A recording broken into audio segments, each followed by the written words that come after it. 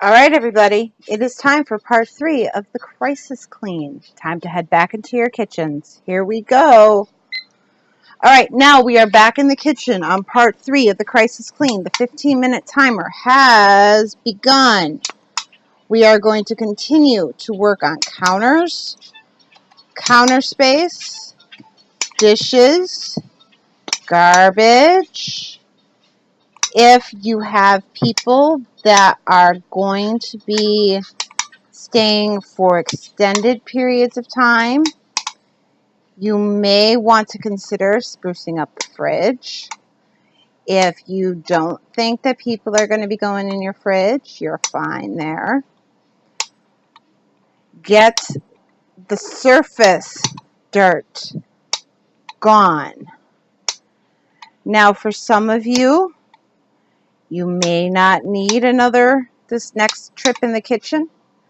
Other people may need more than what we're even going to do.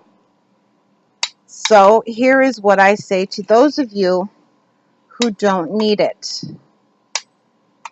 You can either use this as an early break or spruce it up a little bit more. Maybe take this time to go through some cabinets because you're already doing your crisis clean. You might as well make sure that you get done what you're setting out to do. This, of course, it fell peanut butter side down. I am actually, while I'm speaking with you today, working through my Sunday power hour, getting things ready for the work week and stuff like that. So that is what I am doing. So maybe in your kitchen, you've got a stack of paperwork. Most of us, that's where the bills and stuff end up if we don't have an office. So work on that stack of papers. Don't just put them in a box. Okay? Sometimes that's good. Sometimes it's not. If you've got a ton of other things that you need to be working on, put them in a box. If your kitchen is almost done, work on them. Put them away. Get them where they need to go. Because then you don't have to come back to it later. Remember, later never happens. So work on your papers. Wipe down the microwave. Wipe off the stove, the refrigerator. Get the outside of things looking nice. And then if you still have more time after all of our sessions in the kitchen, you can then start looking at different facets of the kitchen. Or use this time to go into the dining room. Use this time to go into the pantry. How is the pantry looking? Use this time we don't hit the front porch. So if your kitchen is done, go hit the front porch. Use these 15 minutes in this crisis clean as productively as you can. Do your best not to get sidetracked. I realize that some of us, we are experts at getting sidetracked. No, tell your brain, tell yourself, you have 15 minutes only to get this section done and work with it. Get your 15 minutes out of the way. Matter of fact, I'm trying to get these crackers done and put away in 15 minutes. Use your 15 minutes in the kitchen if you're done cleaning for planning the menu while your company is here if you need to do that. Work on your meal plan for next week if you need to. Use this time as productively as you are able to, because that is what we're here for. We're here to get our homes company ready for the company that we are not ready for. I have, a habit of trying to make sure that, all right, that's where we'll stop. My medicine cabinet is totally done and taken care of, because that, to me, my grandmother told me a long time ago, that's the first place that you can tell if somebody knows what they're doing or not, is by their medicine cabinet. So I take care of my medicine cabinet. I personally also feel that there are other rooms, other places that can have that effect, that feeling of, do you know what you're doing? Like I've said, the kitchen, for me, when that kitchen is done, it's a done deal. I feel like the home is clean. So there are plenty of times where I will work this crisis clean totally different, because I cannot afford to have my kitchen be done and for me to feel that my home is done. And that's another suggestion that I have for you. If when it comes to doing this crisis clean or just cleaning in general, you find that there's a room in your home that exhibits that same feeling for you, when it's done, is your home done?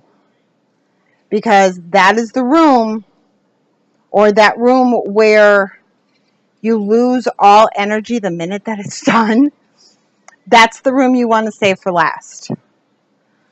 There is a science to this, and working with it and how you feel and triggers and stuff like that help you to be able to be more productive. So if you find the kitchen is your end, don't start in the kitchen. Please don't start in the kitchen. If the kitchen for you, having it done, then motivates you to get the rest of the home done, by all means then, start in the kitchen. It all depends upon how you work. Remember, we are not all the same. We all work differently. We see things differently. We need to do things differently. Swish and swipes happen at different times of the day for almost everybody. So keep up with what you're doing. Work on those counters. Work on that tabletop. A lot of people I know, that tabletop is awful because it's a catch-all. Flat surfaces are wonderful catch-alls, and they make our lives awful because you can just put something there and away it goes. You don't have to worry about it. It sits there. It's pretty. It's a centerpiece, even though it's a pile of tax papers. If I put them in pretty envelopes, then it doesn't matter because it looks pretty. No, it matters.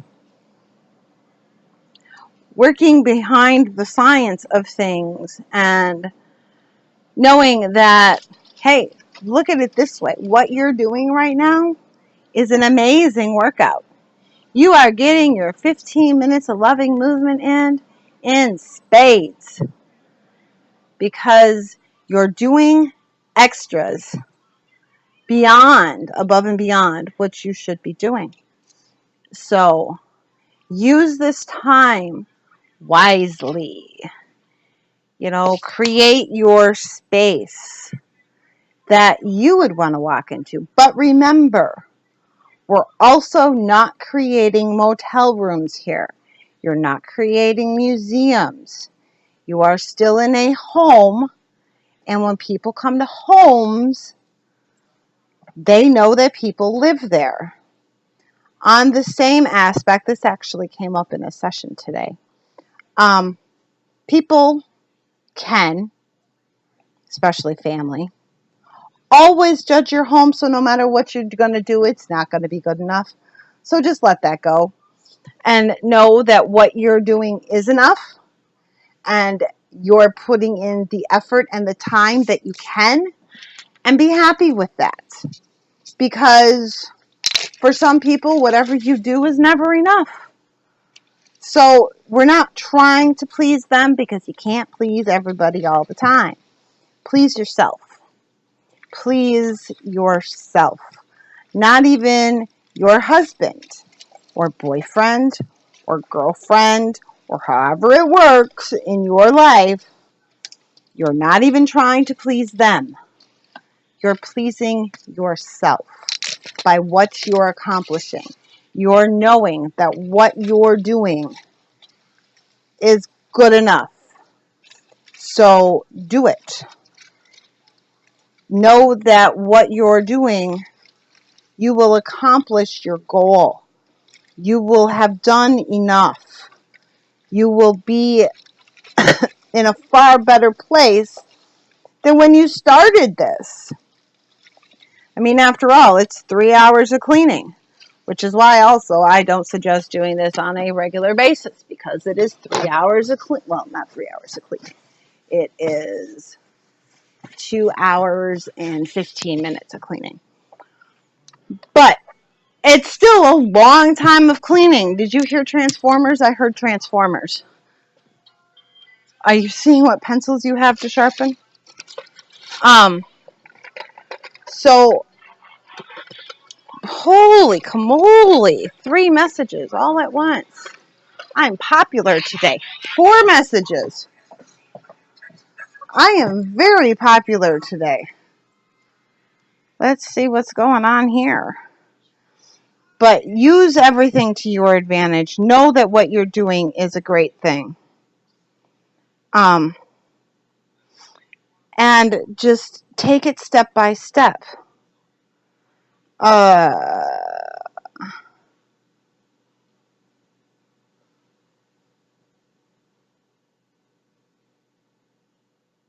Okay, I just got an awesome update from one of my ladies. She did a game of Race Against the Clock with the kids to get things done. She's sweating. What does that mean? She just worked her little tush off, which also means she just did her 15 minutes of loving movement for the day. Isn't that great? And now all the morning chores are done. So, way to go, and you know who you are, so I am not going to even say, because I like to keep their person's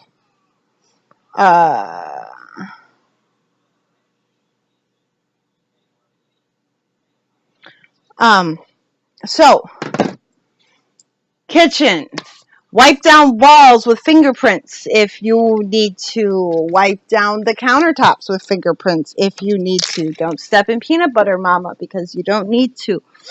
All right, peanut butter is cleaned up. See? Saw it? 5 seconds. Instead of waiting to do it, it is done. 5-second rule in effect. All right. So often we do things for other people, and we can't do things for other people. Even if our boyfriend or husband, or you know the drill, girlfriend, wife, whatever, is nagging us to clean, guess what? You can't do it for them. Because then the minute that you guys get in a fight, you're going to stop. So don't do it for them. Do it for you. Find your reason. I've had that podcast out already. Look for it if you haven't heard it. It is wonderful. Really helps you get, hopefully it helps you get to your underlying reason, which can make this be a success. Because without those underlying reasons, you're just going through the motions. So get those underlying reasons, know what you're doing, and know what you're going to accomplish and why. And not just the superficial reason. really the reason why. You know, you're looking for peace. You want to have company over. And I don't really even totally like that one, because then once you've had company over, you can stop. But, all right, there's your 15 minutes. Now, for your next 15 minutes, and now I'm not going to do a video for this one. For your next 15 minutes, you are going to take time. You're going to look at your kitchen, and you're going to look at your living room. And you're going to put your feet up, grab your water, and you're going to see what you've accomplished. And then, after 15 minutes are up, and no cheating here, after 15 minutes are up, I want you guys to then load up part 4, and we will continue going. But remember, no cheating. You got to take the 15-minute break. So I will talk to you guys in 15 minutes. Have a great one. You're doing wonderful. You're a third of the way through. So proud of you.